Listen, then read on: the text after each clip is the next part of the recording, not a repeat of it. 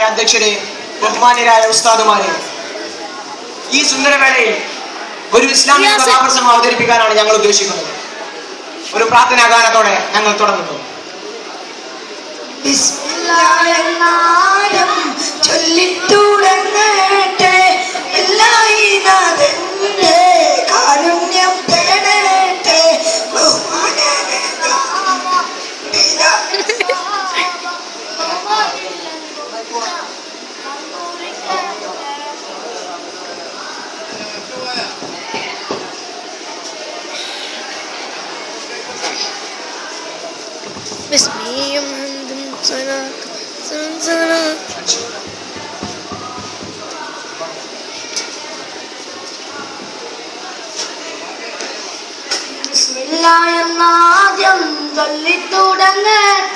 ബില്ലാഹിനാഥന്റെ കാരുണ്യം തരട്ടെ. ബഹുമാന്യ നേതാവാം ബിലാൽ സഹാബ ബഹുമതിലെങ്കും കേട്ടെ. ഇസ്ലാം ദീനിന്റെ വളർച്ചയ്ക്ക് വേണ്ടി ത്യാഗങ്ങൾ സഹിച്ച നിരവധി സഹാബാക്കളെ കുറിച്ച് നാം കേട്ടിട്ടുണ്ട്. എന്നാൽ ഇസ്ലാം സ്വീകരിച്ചതിന്റെ പേരിൽ നിരവധി മൃഗീയ മർദ്ദനങ്ങൾ ഏൽക്കേണ്ടി വന്ന ഒരടിമയുടെ ചരിത്രം. അതാണ് ഞങ്ങൾ പറയാൻ പോകുന്ന കഥയുടെ പേരാണ് മരുഭൂമിയിലെ മാണിക്യം. സുന്ദര ദേശത്ത് അസ്റത്തൽ ബിലാൽ ജനിച്ചേ, റബാഹിൻ ഭൂമോനായ ബിലാൽ സൗമ്യശീലത്താൽ കറുത്തമേനി എങ്കിലും കൽബി ഇമാനിനാലെ തിളങ്ങും അടിമയായി മാറിയ ബിലാൽ ആഫ്രിക്കയിലെ അബസീനിയ എന്ന ദേശത്ത് റബാഹിന് ഒരു കുഞ്ഞ് ജനിച്ചു. അദ്ദേഹം അതിന് ബിലാൽ എന്ന് നാമകരണം ചെയ്തു. കറുത്ത നിറമാണെങ്കിലും വെളുത്ത ഹൃദയമാണ് അവരുടെ. നല്ല പെരുമാറ്റം വിനയും അദ്ദേഹത്തിന്റെ മുഖമുദ്രയായിരുന്നു. പഴയ കാലത്ത് മനുഷ്യനെ അടിമയാക്കി വിൽക്കുന്ന ഒരു ഏർപ്പാടുണ്ടായിരുന്നല്ലോ.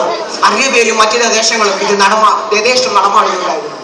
ബിലാൽ അങ്ങനെയുള്ള ഒരു അടിമകളിൽപ്പെട്ടവരായിരുന്നു. അങ്ങനെ ഇരിക്കുക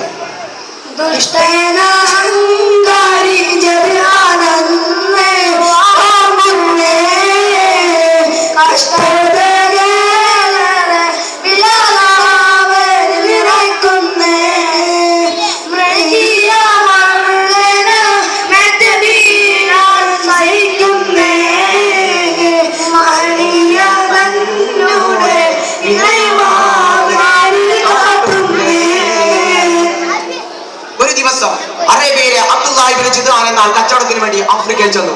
അവിടെ വെച്ച് ബിലാൽ എന്നവനെ അയാൾ വിലക്ക് വാങ്ങി. ക്രൂരനും ബഹുദൈവ വിശ്വാസിയും അഹങ്കാരിയുമായിരുന്ന ജിദ്ആനോട് ബിലാൽ എന്നവന്റെ പെരുമാറ്റം വളരെ സൗമ്യത്തോടെയായിരുന്നു. പക്ഷേ അടിമയായ ബിലാലിനോടുള്ള പെരുമാറ്റം വളരെ ക്രൂരമായിരുന്നു. അങ്ങനെ ഇരിക്കെ ബിലാൽ ആ വാർത്ത കേൾക്കുന്നത് എന്തായിരുന്നു?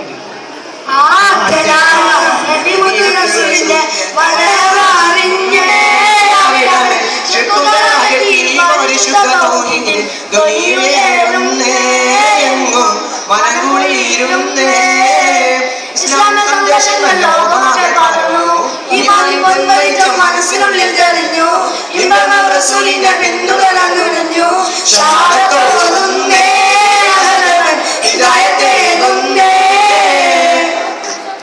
ശാന്തിയുടെയും സമാധാനത്തിന്റെയും മന്ത്രമോതുകയും മനുഷ്യനാക്കി കാണാനും അക്രമങ്ങൾ അനീതികൾ എന്നിവയെ ഇല്ലായ്മ ചെയ്യാനും ആഹ്വാനം ചെയ്തുകൊണ്ട് മുഹമ്മദ് എന്നാൽ ഇസ്ലാം മതം പ്രചരിപ്പിക്കുന്ന വിവരം ബിലാൽ രഹസ്യമായി ബിലാൽ ഇസ്ലാമിന്റെ മെമ്പറുമായി.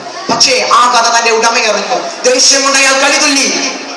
തന്റെയും പൂർവികരുടെയും ദൈവങ്ങളെ ആക്ഷേപിച്ച് തള്ളിക്കളയുന്ന ആ മുഹമ്മദിന്റെ വലയിൽ നീ അകപ്പെട്ടോ.